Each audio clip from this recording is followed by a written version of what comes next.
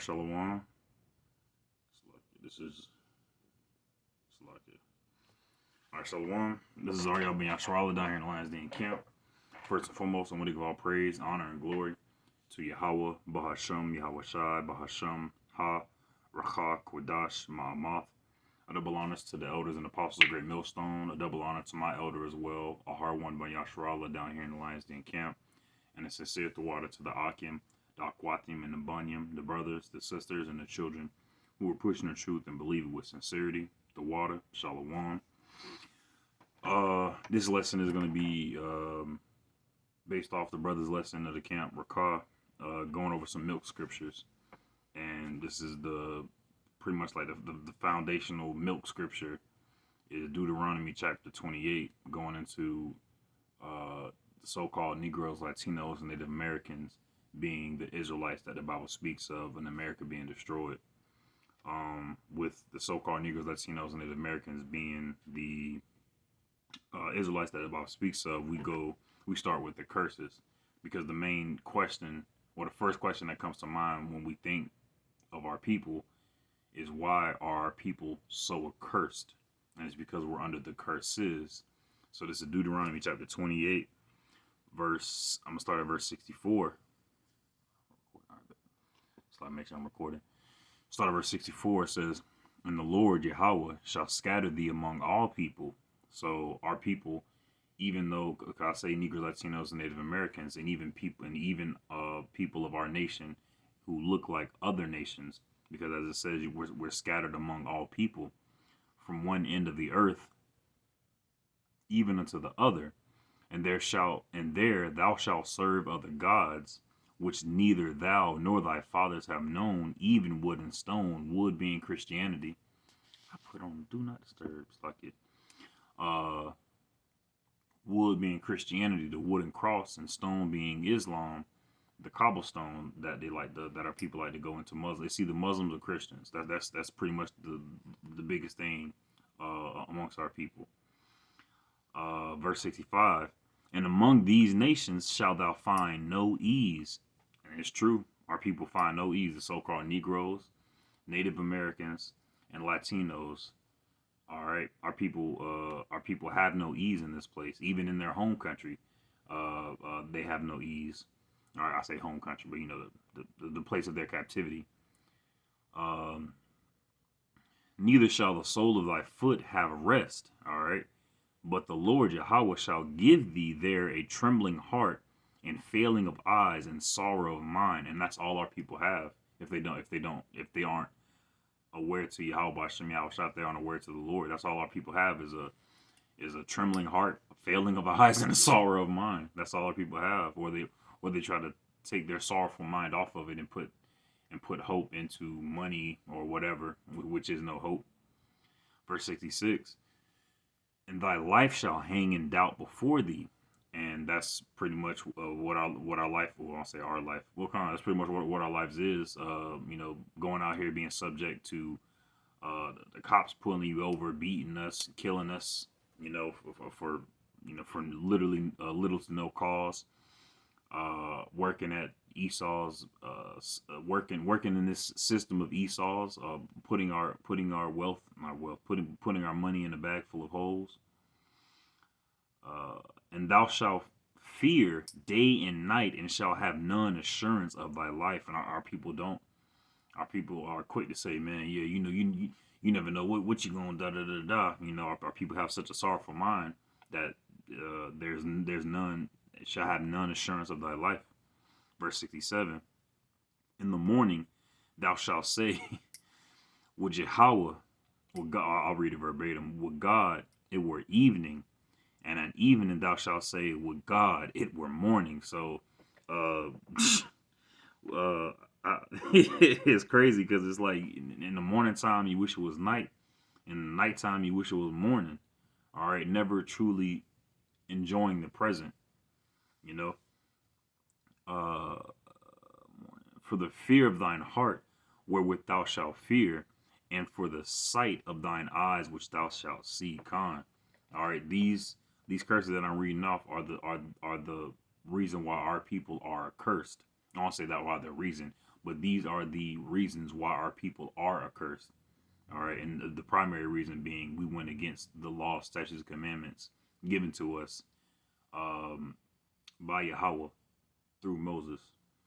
People call it the Mosaic laws and stuff like that, as if he made them up, like I off the dome type. But it was given to those laws were given to him by the Lord. Verse 68. And the Lord Yahweh shall bring thee into Egypt again. And this is the main point. And the Lord Yahweh shall bring thee into Egypt again. So our people left Egypt. Everybody knows about Exodus. Everybody knows about Israelites getting out of Egypt. You know, vast miracles by Yahweh Shemeshai. Everybody knows about that. But this right here is saying, and the Lord Yahweh shall bring thee into Egypt again. Okay? With ships. By the way thereof I spake unto thee, thou shalt see it no more, and there ye shall be sold unto your enemies for bondmen and bondwomen, and no man shall buy you. And that word buy means save. And that's the predicament that our people are in right now.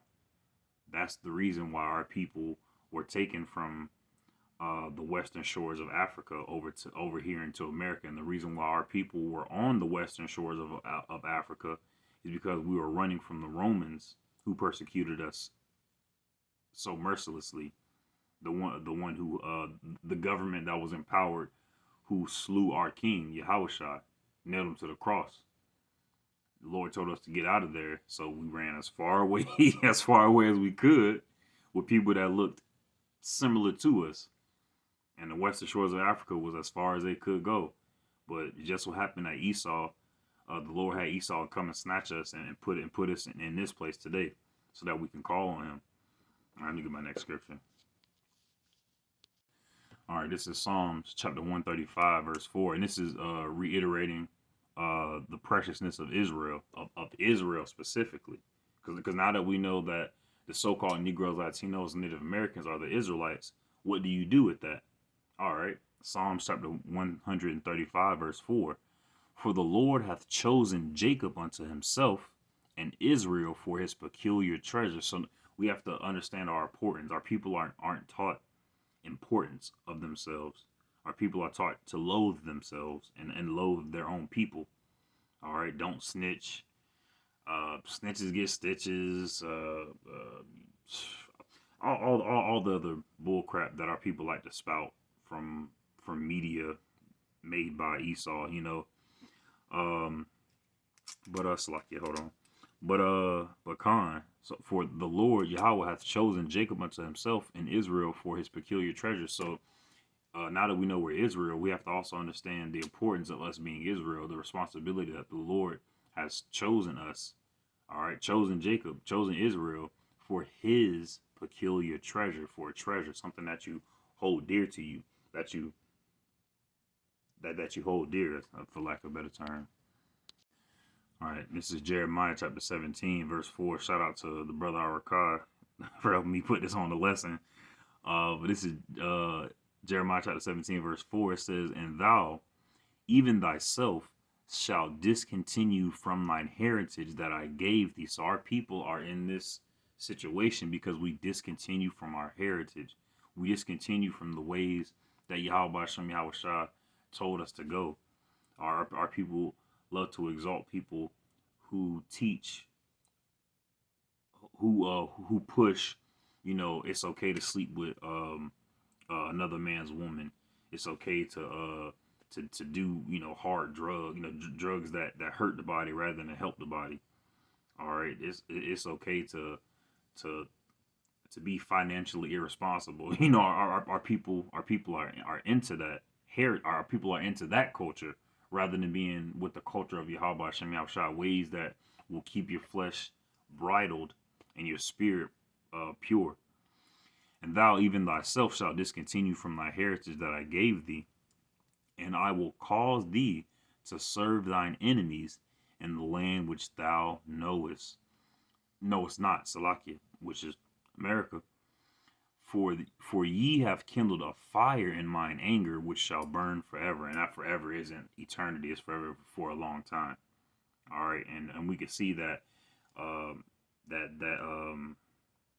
like his anger. We could see Yahweh's anger being turned away from us because now it's being turned towards Esau and his kingdom. All right, this place America is falling now.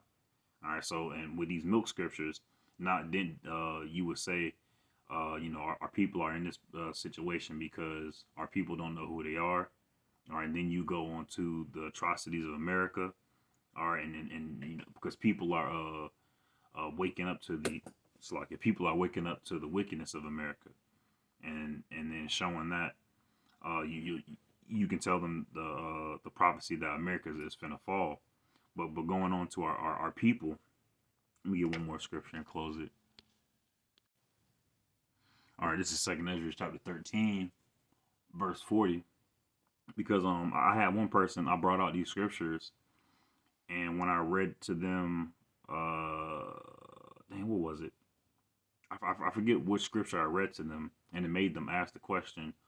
When I brought out Deuteronomy, and went into the bondman, the bondwoman, they understood that that meant the so-called Negroes. But then they asked me, what about the so-called Latinos and Native Americans? How did they weren't brought over here via ships? They weren't put into slavery the way the so-called Negroes here in America are. And so I was like, all right, bet, got you. This is Second Ezra chapter 13, verse 40. Those are the 10 tribes which were carried away prisoners out of their own land in the time of Hosea the king, whom Salmanassar the king of Assyria led away captive, and he carried them over the waters, and so came they into another land. So 10 tribes, and there's 12 tribes of Israel, so 10 of them fled to another land. All right, it says, but they took, and the history that they speak of, you can find it somewhere else. I'm not sure where it's at. I have to look it up and do a lesson on that one later. But it tells you the backstory. I say in verse 41, it tells you the backstory. Salakia, verse 41 of chapter 13, Second Ezra. But they took this counsel amongst themselves, all right, the 10 tribes of Israel, that they would leave the multitude of the heathen and go forth into a further country where never mankind dwelt. And all of history, I don't say all of history, but going back and all the history and all the modern day scientists and stuff like that, when they talk about the Americas, from North America to South America, all this, the Western hemisphere of the globe, only the Native Americans, so-called Native Americans and Latinos dwelt here. There was no other people here. Verse 42, and even more so, it's been known and proven that Christopher Columbus used Second Ezra to find this place here, America. They say he was trying to go to India. That's why he called them Indians. But it's been known and proven that he used Second Ezra to find this place specifically. Verse 42, that they might keep their statutes which they never kept in their own land, as they entered into Euphrates by the narrow passage of the river. For the Most High then showed signs for them and held still the flood till they were passed over. That flood being the hurricanes that come off of the western coast of Africa, pretty much the same time every year. He held those back so that way they can go from the Euphrates over here to the western hemisphere of the earth and dwell in a land that no man, that mankind never dwelt. Like it. Verse 44, and the so-called Latino and Native American tribes. Verse 44, for the Most High then showed signs for them and held still the flood till they were passed over. For through that country there was a great way to go, namely of a year and a half, and the same region is called Arsareth. Then dwelt they there until the latter time, and now when they shall begin to come. So our people, the so-called Negro, it's like it, the so-called Latino and Native American tribes, got here before the so-called Negro tribes, Judah and Levi, Benjamin. All right, it's like it. But before they did, Okay, so our people, our people were separate at a time. I have to do a lesson on that as well. The Northern Kingdom and the Southern Kingdom, which caused a split. But right now, in the Americas, in this place, we're being joined unto one another again. All right, so-called Latinos and Native Americans, they have a better fitting, but the last piece of the puzzle was us, so-called Negroes, and because we're so far from our heritage, well, Latinos and Native Americans are too, but because our people are the furthest away from any type of uprightness, it's taking a little time for us to all really click together. But now, because of the wickedness being uncovered on Esau, our people are joining one to another again. All right, and that's through the power of Yahweh Hashem Yahushua revealing the wickedness of Esau. All right, so I pray and hope this lesson was edifying. Always, make sure you go over the milk scriptures just to, a better, better understand what we believe, and so that we can better break things down to, I'll say to people who are new in the truth, or to just individuals who are interested, you know. So I pray and hope the lesson was edifying. So.